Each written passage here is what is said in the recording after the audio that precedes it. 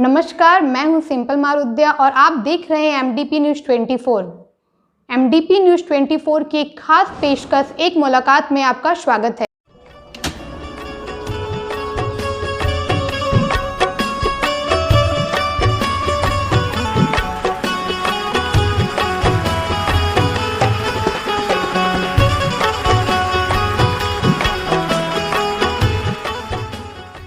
नमस्कार, मैं हूं संजय सिंह और आप सभी का हमारे खास पेशकश एक मुलाकात में एक बार फिर स्वागत है। और मैं एक बार फिर मौजूद हूं मधुपुर के कुछ युवाओं के साथ। हालांकि ये कैमरा पर आना नहीं चाहते थे, मैं बता दूं, हम लोगों ने काफ़ी लोगों से रिक्वेस्ट किया कि नहीं, यदि आप अच्छे कार्य करते हैं तो एक बार ये सब बातें आनी चाहिए। और मैं मौजूद हूँ, हमारे साथ हैं, मैं उनसे खुद उनका परिचय करवा देता हूँ, वे खुद अपना परिचय दे देंगे। ये लगातार इस कोरोना के संक्रमण काल में लोगों के बीच जाकर मदद पहुंचा रहे हैं, जरूरतमंदों को तलाश कर उनके पास जाकर मदद करते हैं। मैं इसे एक एक करके परिचय कराता हूं। हमारे साथ हैं, आप बताएंगे अपना परिचय। जी नमस्कार, मेरा नाम है कुमार विक्रम, मैं शिक्षक हूं मोहनलाल गुरुटिया उच्च विद्यालय में। नमस्कार, सुमित सौरभ, पेशे से शिक्षक हूं। जी मैं नीरज कुमार, मध्य विद्यालय उच्च विद्यालय जावा में पदस्थापित हूँ वर्तमान में।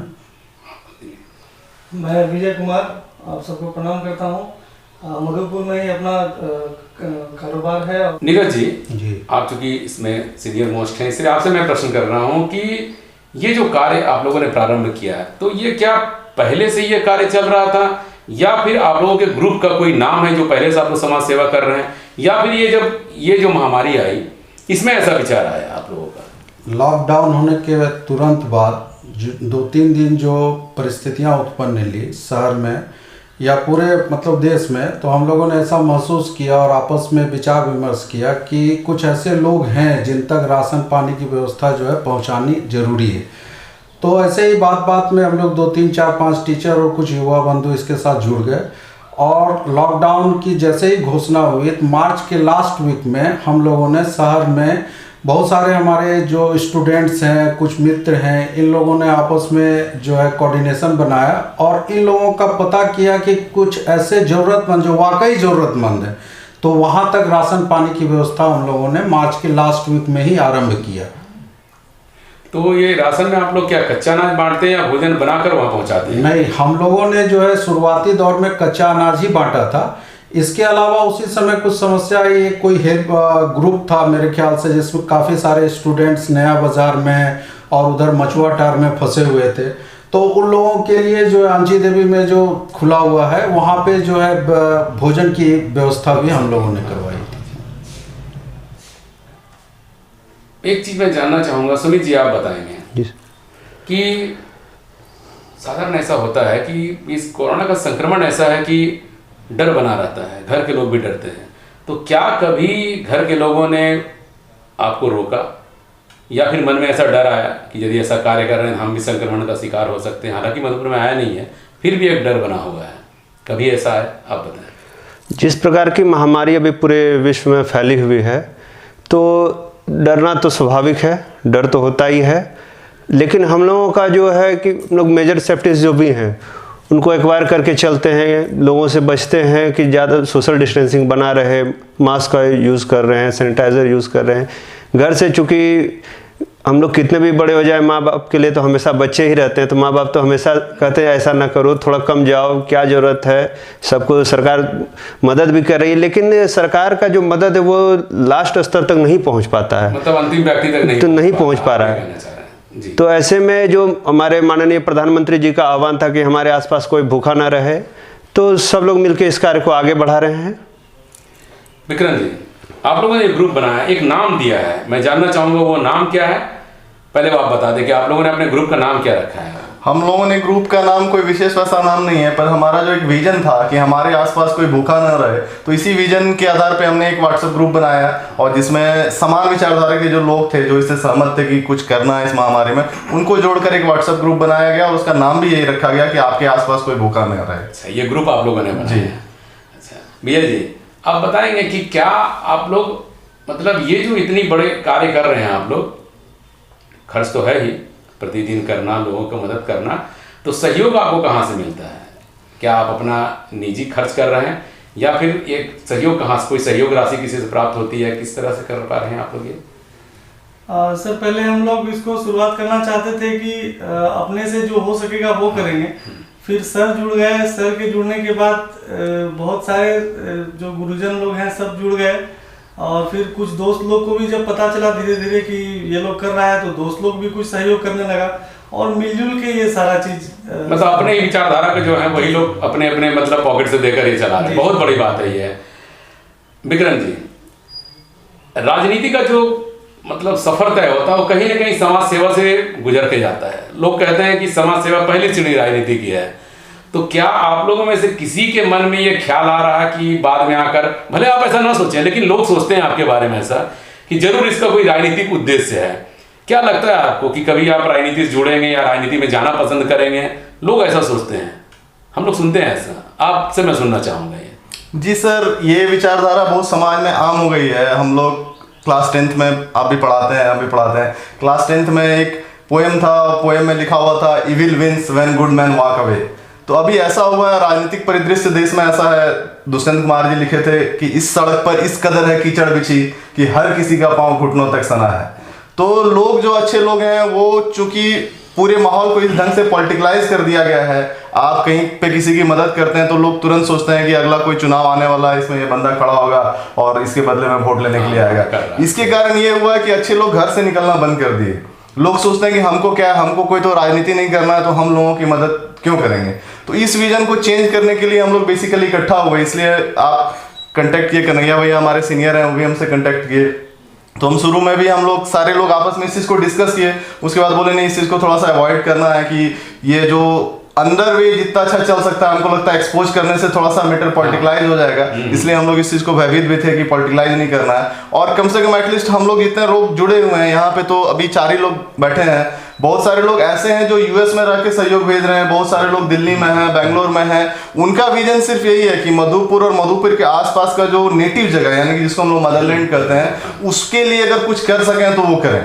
और निश्चित तौर पे ये रास्ता राजनीति से होके नहीं गुजरता, ये रास्ता सिर्फ समाज सेवा से होके आप लोग का उद्देश्य सिर्फ समाज सेवा है, कहीं राजनीति कोई उद्देश्य। और बेसिकली सर अगर इसको और स्पष्ट करके देखने जाए तो फेसबुक पे भी हम कुछ पोस्ट लगाए थे तो बहुत सारा कमेंट आया कि बहुत अच्छा काम कर रहे हैं, समाज सेवा कर रहे हैं। बेसिकली ये समाज सेवा नहीं है। अगर इसको सिंपल भाषा में बोला जाए तो पास थे एक अवतार सिंह संधू, एक कवि थे, वो लिखे हैं कि समाज को इस चीज का हमेशा एहसास कराते रहो कि तुम जिंदा हो। तो बस हम लोग भी इसी चीज का एहसास करा रहे हैं कि कुछ लोग अभी भी जिंदा हैं जो निस्वार्थ भाव से काम कर सकते हैं। ये कोई सेवा नहीं है, ये बस मानव होने का धर्म है। हम जितना लिए हैं मधुपुर से उतना हम कभी भी वापस नहीं कर सकेंगे। मतलब समाज के प्रति हमारा भी कुछ उत्तरदायित्व बनता है, और ये सब कोई निभाते नहीं। लेकिन जब आप सभी शिक्षक, लगभग शिक्षक आते हैं, मैं भी हूँ, तो शिक्षकों का ये तो उत्तरदायित्व बनता है कि हम समाज के प्रति या राष्ट्र निर्माण के प्रति सोचें। एक इससे हटकर आप लोगों से सवाल करता हूँ कि आज की राजनीति जो हो गई है, नीरज जी आप बताएंगे कि आज की राजनीति जो हो गई है, कहीं ना कहीं पहले लगता था ना कि पहले की जो शिक्षा पद्धति थी, लोग जब शिक्षा लेते थे तो वहां पर शिक्षा का ये मतलब स्तर था कि वो शस्त्र से लेकर शास्त्र तक की बातें सीख जाते थे, और जब समाज में आते थे तो उनका एक अहम योगदान होता था। यदि वो राजनीति भी बनते थे तो उनके अंदर पूरा सभी गुण से वो पूर्ण मानव हम लोग बोलते थे कि एक शिक्षा पद्धति थी पहले की। तो वो जब आता था समाज में तो समाज के प्रति वो अपना एक दायित्व अपना वो तय करता था कि हमारे दायित्व क्या है, और वो हर क्षेत्र में दायित्व के लिए तैयार रहता था।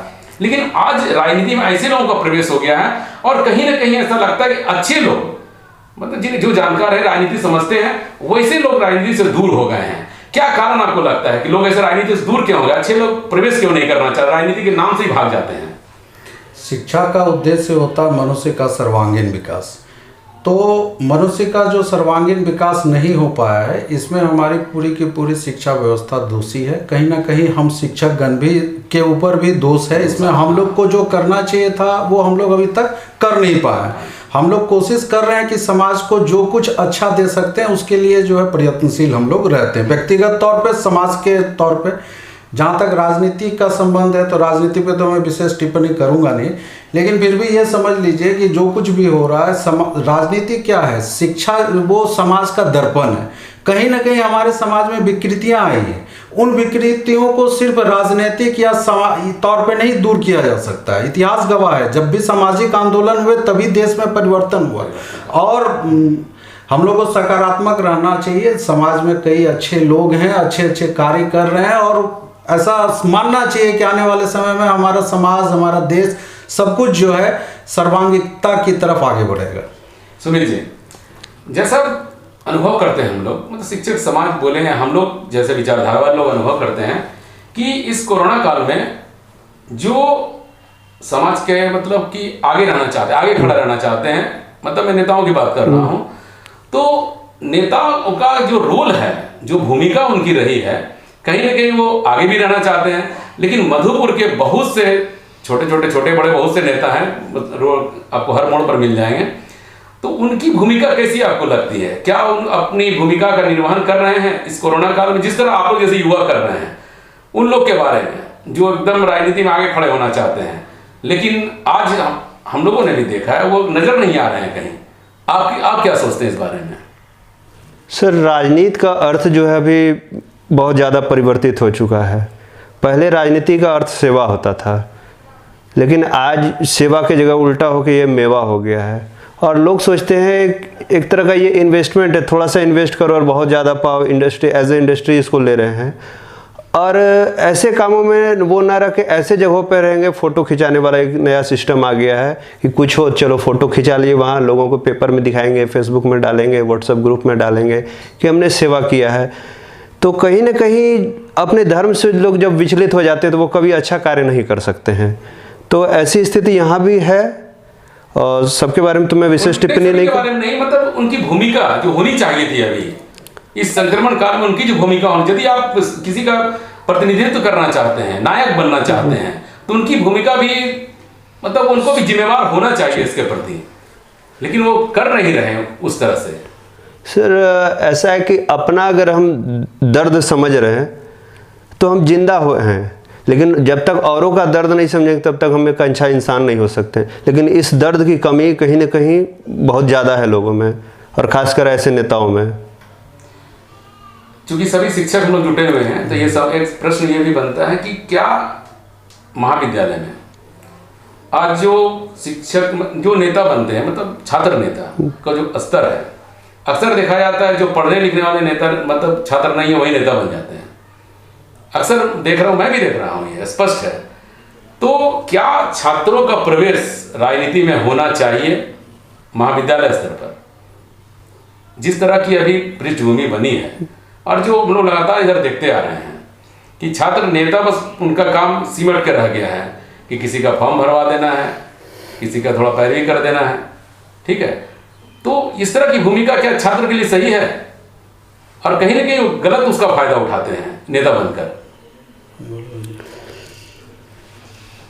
सर, छात्र नेता जैसे चुनाव होता है और चुनाव जीतने के बाद लोग अध्यक्ष, सचिव कुछ भी कॉलेज में बनते हैं, उससे पहले का जो काम है सर, छात्र नेता बनने के लिए जो 2-3 साल वो लोग कॉलेज में दौड़ा दौड़ी करते हैं या जो भी चीज करते हैं, भाग दौड़, वो सबसे बुरा दौर है। उस समय उनका अपना भी सर फ्यूचर खराब हो जाता है, नुकसान हो जाता है, और इस बीच लोगों के बीच में पॉपुलर होने के लिए लड़ाई झगड़ा ये सब वो सब भी से परहेज नहीं करते हैं, जिससे कॉलेज का माहौल भी खराब होता है सर।